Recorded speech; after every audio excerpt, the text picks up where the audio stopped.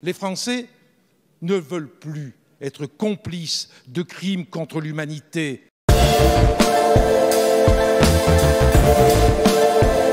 Monsieur le Premier ministre, je voudrais en premier lieu associer le groupe de la gauche démocrate et républicaine aux hommages rendus aux 2 soldats morts pour la France.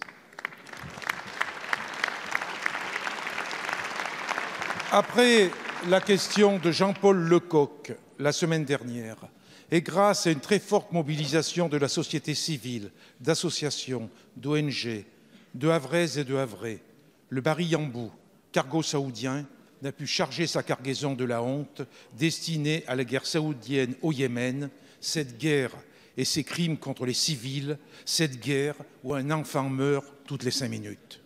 Faut-il répéter que le traité sur le commerce des armes indique qu'il n'y a pas besoin de preuves. Les risques seuls suffisent à interdire les exportations d'armes. L'ONU le dit sans ambages. Faut-il répéter que la position commune de l'Union européenne sur les ventes d'armes spécifie qu'un État membre refuse l'autorisation d'exportation s'il existe un risque. Oui, un risque manifeste que les équipements militaires dont l'exportation est envisagée servent à commettre des violences graves du droit international.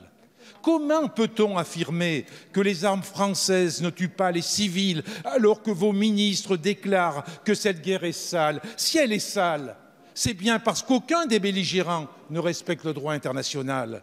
Voilà pourquoi les députés communistes demandent la suspension immédiate de toute livraison d'armes, l'intensification des démarches diplomatiques, de concert avec l'ONU pour obtenir un cessez-le-feu, des actions humanitaires d'urgence, des négociations de paix immédiates dans lesquelles la France aurait un rôle majeur au regard des relations d'amitié qu'elle entretient avec l'Arabie saoudite.